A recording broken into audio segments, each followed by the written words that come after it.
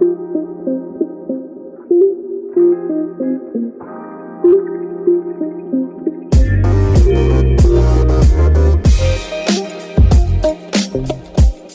is up? It is Bruin Bible episode 11. Will Decker here with LA Times Thuc Nhi Nguyen. We are here to celebrate the LSU Tigers dropped to your UCLA Bruins in the Rose Bowl. Thuc Nhi Nguyen was at the game. Thuc Nhi, tell me about what that crowd was like, because this is the biggest win under the Chip Kelly era, hands down so far. I mean, I would say it was the biggest game in UCLA's history in several years, even predating Chip Kelly. And so this was the biggest crowd they've had in at least, I want to say 5-6 years. Most of them were LSU fans, but UCLA, I think the players really enjoyed kind of shutting up those visiting fans. I think even after the game, a few players kind of walked over to that end zone, the south end zone where a lot of them were sitting, and we're like, where are you, LSU fans? And they couldn't say anything at that point because UCLA really dominated that game pretty much from the start to the end.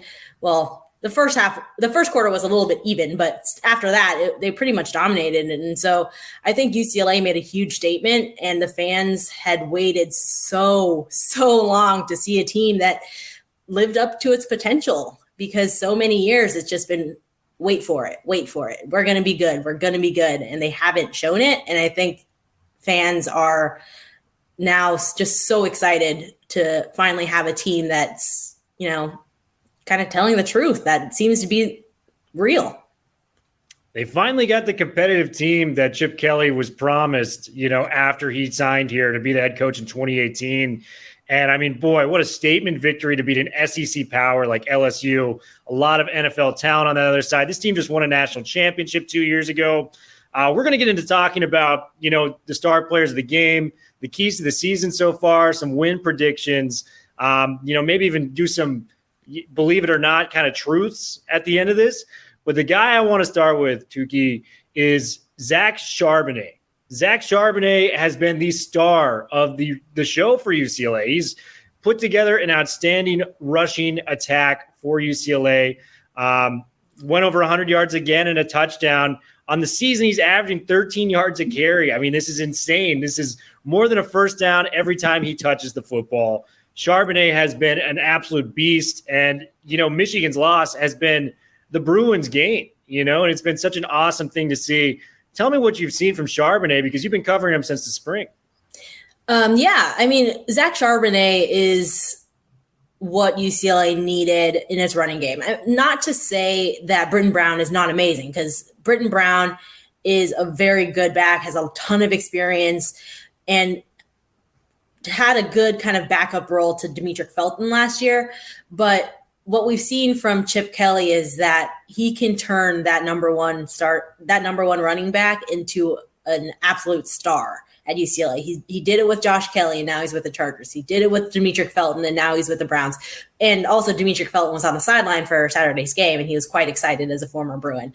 And now it looks like Zach Charbonnet is that next guy. He is just so powerful. He looks like a bulldozer when he goes through these guys. And it's not just that he dump trucked some guys from Hawaii. Like, prayers up to those guys for trying. But Zach Charbonnet did such a great job against these LSU players who are supposed to be, 5 stars, 4 stars, the elite recruits. And Zach Charbonnet really competed well with them. And I think UCLA is, as Coach Deshaun Foster said, thank you, Michigan. They're just happy that he came over. And that was such a great find for UCLA in the transfer portal. And really, Chip Kelly has done such a great job kind of building his team through the transfer portal. Maybe you look at some of the recruiting classes and you're like, Chip, what are you even doing, dude? But when he goes to the transfer portal, he makes up for some of those high school recruits that are maybe a little bit hit and miss. The transfer portal guys are pretty much spot on every time. The transfer portal guys have been the biggest story of this UCLA program. We're going to get into a couple of these guys later in the podcast. Spoiler alert, you got your Quantrez Knights, Britton Brown was a transfer from Duke. Gale Cahow, who made a huge impact in game number 1, he was a transfer from Alabama. All these players are making huge strides for UCLA, but I'm glad you brought up Britton Brown earlier. We can't not talk about Brown. He averaged 95 yards, or he has 95 yards in this game against LSU and a touchdown, averaging 5.8 yards a carry. He has been as solid as advertised behind this bruising offensive line. But Charbonnet, get these stats. 17 carries, 223 yards, and 4 touchdowns in the season. This is a guy that's making plays, and I think UCLA got their bruiser. This is a guy that was highly recruited out of Southern California, left for Michigan. He broke the freshman touchdown record there, and then kind of fell out of favor with Michigan last year under new offensive coordinator Josh Gaddis.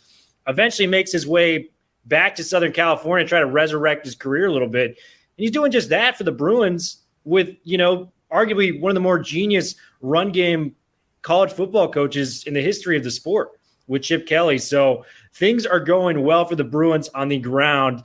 Let's talk about some of the playmakers. Greg Dulcich. This is a guy who's an absolute stud. He had a 75-yard touchdown that really kind of got UCLA back into the game. It really felt like a moment where, we're in this. We're ready to play. Dulcich on a beautiful play action pass from Dorian Thompson-Robinson made a man miss in the secondary and proceed to go all the way to the touchdown into the end zone. I mean, that was a hell of a play by Dulcich. This kid's a walk-on, and, you have more information on this. He's a local kid, and when I mean local, he's within a 5-mile radius. Am I correct? Super, as local as it gets. He is from St. Francis High School, which is, I Googled it on Saturday night because I wrote it in a story. It's 3.1 miles away from the Rose Bowl. UCLA did such a great job. This is another thing Chip Kelly does really well, is identify walk-ons and turn them into starters. He did it with Sam Marazzo, who's their normal starting center. He's hurt right now, but he took Sam Marazzo, who was a walk-on under Jim Mora, and kind of groomed him into the starting center. And he's done it with Greg Dulcich. Caleb Wilson was already kind of on the upward trajectory when UCLA got him, or when Chip Kelly got him. But Chip has been very, very good at identifying walk-ons and turning them into stars. And Greg Dulcich is just the latest, especially in the tight end room. Derek Sage is pumping some sort of special air into that room because they have just consistently turned out great stars. And I think Greg Dulcich is going to be the next UCLA to NFL tight end. And he is, like you mentioned, really great in the open field. He put that LSU defender on a highlight reel. He spun him straight into the sideline, poor guy. And then he splits 2 more defenders, rolls over one to get into the end zone. And so he is a very relentless worker, as you can tell from someone who rises from the walk-on position.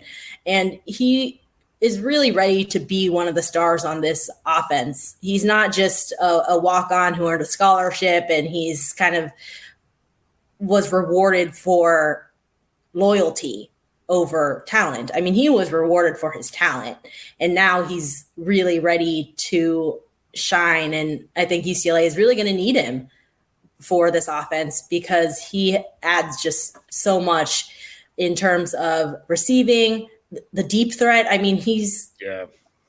This 6'5" tight end is your biggest deep threat. That's kind of crazy to think about, but here he is. And I think a lot of that is yards after catch, like we saw on that 75-yard touchdown. And he is clutch. He had that huge third down reception and he was in the red zone. And he came up 1 yard short, but then Britton Brown pounds it in and it's all good. But that third down reception he had only 3 catches, I think. One was a 75-yard touchdown, and then he had that third down reception. So he makes the catches count when he gets them. That was one of the defining plays of the game, too, because they're up by 4 at that point. So Dulcich, if they don't convert that third down, they're kicking a field goal. It's still a 1-possession game. Dulcich making that catch over the middle and picking up the first down really kind of kept the momentum with UCLA moving forward. And you mentioned the tight end room. Let's talk about the last 3 tight ends UCLA has had. Caleb Wilson, walk-on. What is with the walk-ons at UCLA? They can scout these guys like no one else can. Devin Asiasi, another Michigan transfer. By the way, thank you, Michigan. We owe them all a thank you note from UCLA fans. Charbonnet and Asiasi. We'll take any more leftovers you guys have there. Asiasi was drafted in the 3rd round to the Patriots. I mean, he was a very productive player at UCLA. And you got Dulcich, another walk-on, less than 3 miles from here. Boy, anyone could have, thrown their hat in the ring to this guy. He didn't really have any D1 offers, or at least ones that he wanted to consider. And he goes to UCLA, and he's become arguably one of the best tight ends in the country. And I want to ask you this. Do you think when all is said and done, I know he was on the preseason list for the Mackey Award, which is the best tight end in the country. I think he's got a real chance to win it this year, given what we saw against as talented a secondary in LSU as any team in the country. Surely I think he's going to be the most productive receiving tight end in the country. I think he was the second most in terms of like average per catch and 20 yards a catch last year. Yeah, average catch. And now I don't remember the second stat, but I mean, he was already up there in terms of receiving yards and with respect to tight end. So I think he's going to be, again, top 1-2 when it comes to receiving for tight ends. I think a big part of the Mackey Award, though, is blocking. Caleb Wilson set UCLA records for receiving yards in 2018, and he didn't win the Mackey Award. So part of that is how well can you block? And I think for me, that's a little bit that is kind of an undercover thing. It's not, you don't get stats for blocking as a tight end, So it's not as sexy when tight ends block, but it's necessary. And so if Greg Dulcich will be the Mackey Award winner, I think he really has to be able to show that as well. But I mean, if you're Chip Kelly, if you have a guy like Greg Dulcich who can catch as well as he can, do you really want to put him in the running game? If you can have him out catching for you, who knows? They have plenty of tight ends who are really great blockers. I mean, Mike Martinez is a little bit more of that classic tight end look in terms of body type, and he has actually grown into a very good run blocker.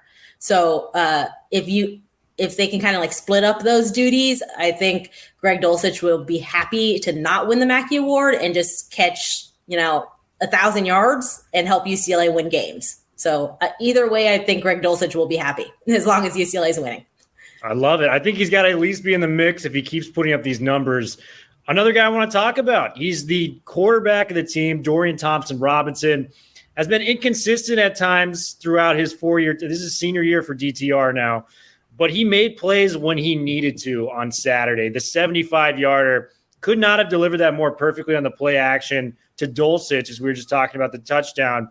Was able to get some help with Kyle Phillips breaking out that tackle for the 45-yard touchdown. Did kind of revert to, some of his old ways with that interception, that he did throw. But I think for the most part, it was a pretty solid performance from DTR. And boy, if he could keep those solid performances, not make too many mistakes, kind of put the ball in the hands of his playmakers and let them work, I think this is a solid, quarterback that could be making all Pac-12 on either the first, second, or third team when all is said and done. I think that's what tells you the uniqueness of this football team is we're, 10 minutes, 13 minutes into this conversation. We've talked about 2 other players already. And now we're like, oh, right, the quarterback. Let's talk about him. UCLA doesn't need Dorian Thompson-Robinson to be amazing as a team, which is kind of a genius thing on Chip Kelly's part. And it's kind of what he's done everywhere, right? Yeah. At Oregon, I mean, the Oregon teams, when he was really dominant, were running based. So is this one. Even in the NFL, Nick Foles was his best quarterback. Yeah. Respect to Nick Foles. But, I mean, Chip Kelly tries to make it work without an elite quarterback. And that can get you somewhere in college. It can't really get you much in the NFL if you don't have an elite quarterback. But in college, you can survive without an elite quarterback, which is what Chip Kelly is building here at UCLA. And Dorian Thompson-Robinson is a very talented athletic prospect. Yeah. And I think a lot of teams would be happy to have him. But I think UCLA, to be at their best, doesn't need Dorian Thompson-Robinson to throw for 500 yards every game, hurdle guys, rush for another 100. if he gets 13 passes like he did against LSU, completes 9 of them and 3 of them are for touchdowns, perfect. That's good. He doesn't need to shine, because Zach Charbonnet shining, Britton Brown shining is really what this team is meant to do. And so as long as Dorian Thompson-Robinson takes care of the ball, which we've seen him really struggle with in recent years, then UCLA has a chance to go really, really far. I think you nailed it. I think it's such a luxury that you don't have to rely on your quarterback to be a successful offensive team. I mean, that is it's such an incredible thing, because like you said, when you think of football team, you immediately go to the quarterback because it's often referred to as, the most important position on the field. And, there's a lot of, things that back that up, that claim up, for instance. But I think with this team, Thompson Robinson, he's better than a game manager because he has those talented plays that you see. I mean, the first drive, that deep ball he threw to Kaz Allen on the sideline. I mean, that was as beautiful as a deep ball throw as you can ask for. And then we haven't even seen kind of the rushing that he's been able to do, that he's done a year ago. He can extend these plays.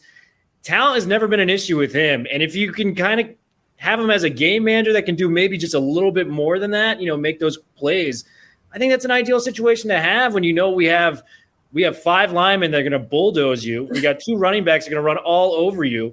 All we need him is to, kind of keep it in the pocket, make some plays, maybe scramble a little bit. But yeah, like you nailed it. I think it's a luxury. And speaking of luxuries, I want to bring this up because I think this is the most surprising thing of the UCLA season so far, and that is the defense. The defense has been miserable, to put it lightly, from 2018, 19, and 20.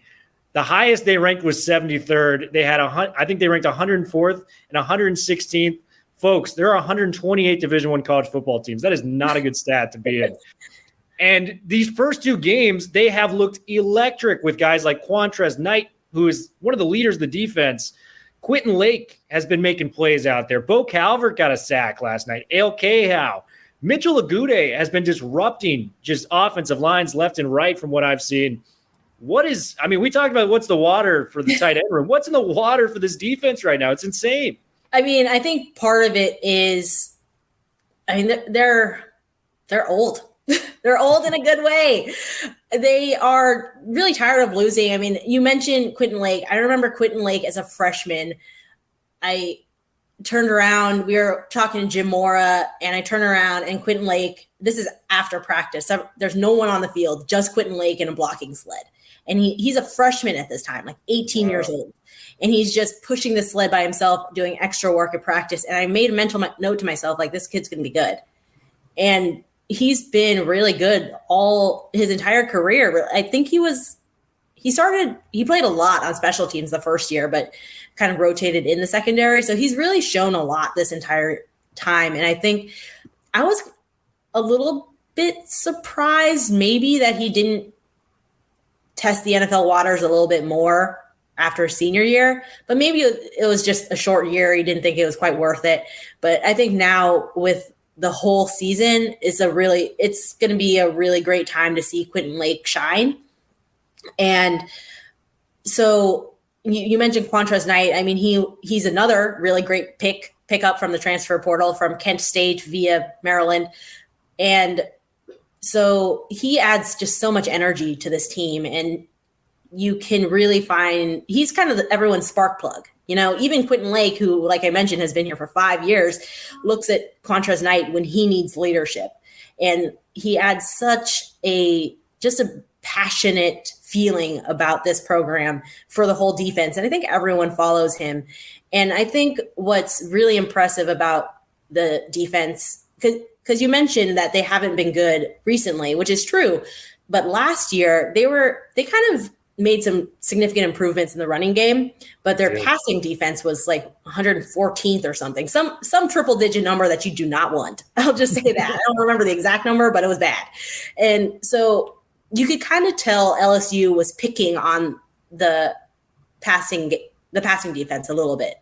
And it was working a little bit in the second quarter. And then they made the adjustment in the second half and locked down that quarterback. And I think part of it was that they were getting so much pressure on Max Johnson that it made him really uncomfortable. He was running for his life the entire game.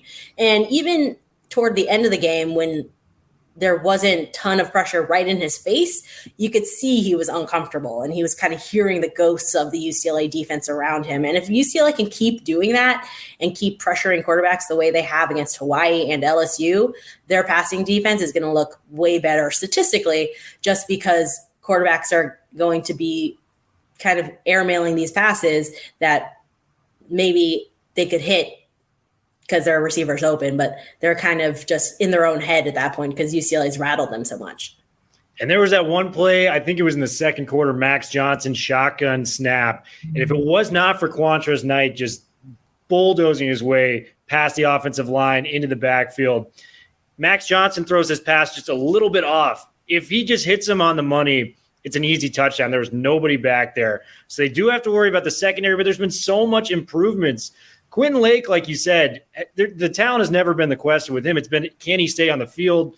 Boy, did he look good. He broke up consecutive passes in the third quarter this past game, where it was just like those two plays decided kind of like the momentum's keeping rolling with the Bruins. Like, this is great to see. Quentin Lake making plays, Quantrez Knight making plays. This defense is much improved. I know it's early to say, but do you think this could be one of the better defenses in the Pac-12? Because I actually do, and I thought that was a crazy statement coming into the season. I mean, I think they can definitely be one of the better ones. Definitely top half, so top 6. I'll say like third statistically at least. I think what really helps them is, like I mentioned before, they're old, they're experienced. They're one of the most experienced teams on both offense and defense in the entire conference. So Quentin said earlier to us in training camp, like, there are no excuses anymore. There are no excuses for us to have miscommunications, missed assignments, anything like that. We've been here for 4 or 5 years already.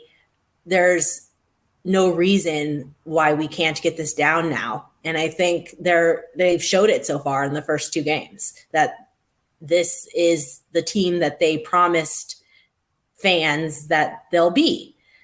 They asked fans to wait. We're watering the bamboo. Don't worry, it's going to grow. It's going to grow. And here it's finally growing. And I think fans are really excited to finally kind of get rewarded for waiting so long, because it's been a long wait and it's been a painful wait for a lot of those fans. It has been. And I think there's real reason to be, kind of excited moving forward. I mean, we just beat LSU. It's a huge, huge statement win. I want to talk to you about the schedule. These are games we could potentially win. I came into the season 7-8 wins. I thought was a respectable thing. I think I've moved up maybe a game or two in that expectation now that the fact that we've finally gotten these out-of-conference wins. Coming in this year, Chip Kelly had never won an out-of-conference game. 0. LSU, which is insane. So I think I'm favoring more on the 9-10 win side. I know you got some tough games, but, UW unfortunately lost to Montana. I know you are a graduate of there, Miss Nguyen, so I'm sorry for that loss. Oregon Ducks, I mean, they looked beatable. I mean, Fresno State, who we play after the bye, Grant Fresno State, we're not taking them lightly, but we expected Oregon to be, the top team in the Pac-12. They won by a touchdown. They were down in the fourth quarter. Stanford loses on the road. You just looking at Cal loses to Nevada. These are all teams that we're going to be playing this year. USC could have looked a little bit more dominant. Mm-hmm. I don't know. Is it crazy for me to say that this could be a 9-10 win team? Because I don't think it is. Yeah, honestly, I was with you looking at the season before that UCLA was going to be 7-8 wins. And if they got 8 wins, they would be happy considering that schedule. And there's this one particular part that's at UW, at UW, home at Oregon, at Utah, back to back to back. Yeah. And you looked at that schedule and you're like, oh man, there's no way. That's just going to be a killer. But then you see UW lose to Montana at home. Tough one, I know. Have to internalize that before we move on. And then Oregon didn't look great. Utah, there's always some weird stuff that happens up in the mountains there. And Kyle Whittingham always does a really great job there.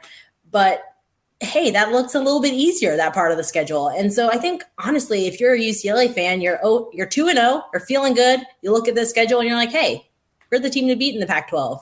And I think Bruins fans should be really excited about that. And it would be naive to say that UCLA is going to run the table because they look so good, because just like UCLA is going to get better, I think all of those other teams are going to get better too. So it's hard to predict game to game how it's going to go at this point in the season. But surely UCLA has shown the potential to beat anyone on the schedule right now. And UCLA looks like the best team in the Pac-12, which is something that I was not ready to say even during training camp. No, I think we're all kind of in the same boat. I've got one last question for you, and I know you'll like it because I know you are an avid Seahawks fan. The guy who reminds me of Marshawn Lynch, Zach Charbonnet, just the way they run. Check it out. Look at the bobblehead, the Cal bobblehead of the iconic him going on the golf cart. The golf cart just rolling through Berkeley, man. That is a hell of a bobblehead. Where'd you get that, by the way? So they gave these bobbleheads away when Cal was playing UW at Berkeley a few years ago. I didn't go to the game, but my sister and her husband went to the game. And so they sold this bobblehead for me. And Marshawn rode the injury cart in a game against UW. And so at the time, it was a little bit painful for me because that was my alma mater. But then he became a Seahawk. And it's how can you not love this? This is amazing. Great, dude. We love Marshawn. I'm originally from Oakland, so he gives back to the community out here. We got a lot of love for Marshawn. But Charbonnet reminds me of him. He's a guy that, his legs are like pistons, man. They just never stop. He's so strong. These are 3-4 LSU defenders trying to tackle him. He's dragging these guys for 4 yards. I haven't seen that level of power and explosion arguably since Marshawn. Here's the question I got for you. If he keeps rushing at this rate, granted he's averaging 13-plus yards a carry right now, do you think this guy could be in the running for the Doak Walker Award, which is the best running back in the country? And maybe if UCLA continues to win, continues to outdo these expectations, maybe he can even get in the running for the Heisman, in some capacity. Do you think that's realistic? I mean, absolutely Doak Walker if he keeps putting up these stats. Heisman is so, I hate to call it political, but I mean, there's something else that goes along with being a Heisman winner. Not only are you the best player, but you have to have some sort of mystique to go with you, And so UCLA needs some help, and Zach Charbonnet needs some help. First, they need to win. Second, they need to not play at 7:30 at night on the West Coast. So if George Kliavkoff is listening, if you want to help UCLA out and help, and by transitive property help your conference out, don't put UCLA at 7:30, and also help the LA Times out. Don't put UCLA at 7:30 so we can get our deadline. But you need to be able to showcase him in a primetime spot to be able to be a Heisman winner. And also it's just difficult for non-quarterbacks to win the Heisman. I know we just had one last year, but it's tough. And so for UCLA, I think because of the way that team, especially the offense, is built, it's not based on one star guy because they have depth at literally every position. So you might see, if UCLA keeps winning, you might see a lot of individual awards for UCLA, but that's only because it's going to be, they are the best X player on the best X team. So if Dorian Thompson-Robinson is voted first team all conference for quarterback, I think it's going to be because UCLA is the best team and he is the quarterback of the best team. I don't think he's going to have the best stats of all the quarterbacks, but he's going to lead the best team, and that's going to be enough for the team. They're going to be happy with that. They're not out here chasing stats, and at least they shouldn't be, because that's not going to get them very far. And so Zach Charbonnet, he doesn't care about the Heisman. His teammates are all in for the Zach Charbonnet for Heisman. But I think the fact that each person is not here for their individual stats, that's what makes this team go. And that's probably what's going to help them shine individually when we get to that award season several weeks from now. But we got a lot of football to play before then. A lot of football to play, and it's the best time of the year. We are very excited. Miss Nguyen, thank you so much for coming on. We're going to sign off in my sissy blue shirt. Go Bruins. This could be a big year, fans, so stick around. Bruin Bible, correct?